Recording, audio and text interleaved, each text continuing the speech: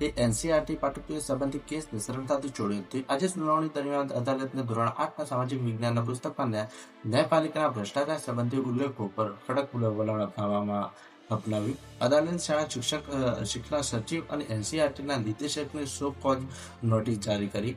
નોટિસમાં પૂછવામાં આવ્યું કે તેમના સામે કોન્ટેમ્પ્ટ ઓફ કોર્ટ એક્ટ અથવા અન્ય કોઈ કાયદા હેઠળ કાર્યવાહી કેમ ન કરવામાં આવી.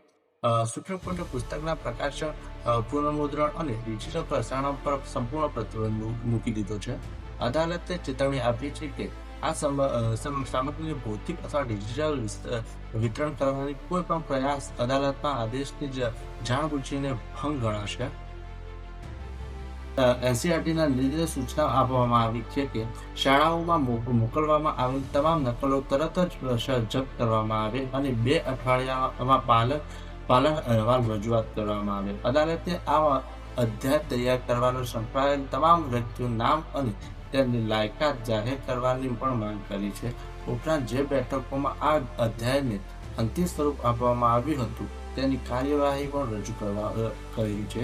સુનાવણીની શરૂઆતમાં સોલિસિટર જનરલ તુષાર મહેતાએ અદાલતને જાણ કરી હતી કે એનસીઆરટીએ આ અધ્યાય પાછું ખેંચી લીધો છે અને ખેદ વ્યક્ત કરે છે.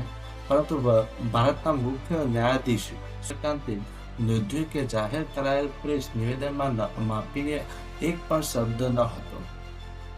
આ અંગે અન્ય માહિતી માટે લીગલ લો સાથે જોડાયેલા રહો.